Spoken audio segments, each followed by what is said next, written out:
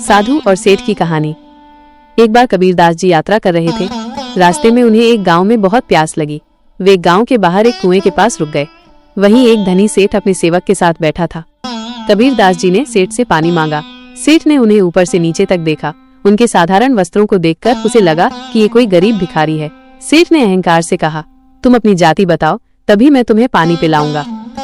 कबीरदास जी मुस्कुराए और बोले, जाति क्या पूछनी है, पानी पिलाने का काम है, सो पिला दीजिए। सेठ ने फिर से कहा, पहले जाति बताओ।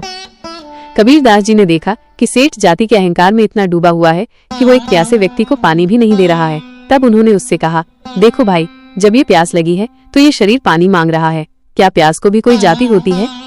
ये सुनकर सेठ थोड़ा हैरान हुआ, लेकिन फिर भी उसने पानी देने से मना कर दिया। कबीरदास जी चुपचाप कुएं के पास गए और अपनी छोटी सी मटकी से पानी निकालकर पी लिया। कुछ समय बाद सेठ के सेवक ने कुएं में पानी खींचने के लिए रस्सी और बाल्टी डाली। बाल्टी से पानी निकालते समय उसकी रस्सी टूट गई और बाल्टी कुएं के गहरे पानी में गिर गई।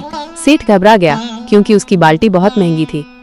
वो कबीरदास जी के पास गया और उनसे बोला, बाबा, मेरी बाल्टी कुएं में गिर गई है, क्या आप उसे निकाल सकते हैं? कबीरदास जी ने कहा, क्यों नहीं, मैं निकाल देता हूँ। उन्होंने अपनी एक लकड़ी निकाली और उसे कुएं में डाला। वो लकड़ी पानी में तैरती हुई बाल्टी के पास गई और कबीरदास जी ने मंत्रोच्चार करके उसे ऊपर खींच लिया। सेठ ये देखकर बहुत चकित हुआ। वो समझ गया कि ये कोई साधारण व्यक्ति नहीं है। उसने कबीरदास जी के चरणों में गिरकर माफी मांगी और पूछा, आप कौन हैं और आपने ये कैसे किया? कबीरदास जी ने उसे उठाते हुए कहा, मैं कोई खास नहीं हूँ, लेकिन ये समझ लो कि जिस प्रकार तुम्हारी बाल्टी तुम्हारी जाति के कारण कुएं से नहीं निकल पाई, उसी प्रकार तुम अपने अहंकार और जाति के भेदभाव के कारण जीवन में कभी ऊपर नहीं उठ पाओगे। उपदेश। इस कहानी का सार ये है कि अहंकार और जाति का भेदभाव हमें जीवन में नीचे गिराता है। कबीरदास जी ने ये उपदेश दिया कि हमें किसी व्यक्ति की पहचान उसकी जाति या धन से नहीं करनी चाहिए, बल्कि उसके हृदय और कर्मों से करनी चाहिए। जिस तरह पानी की प्यास की कोई जाति नहीं होती, उसी तरह इंसानियत की भी कोई जाति नहीं होती।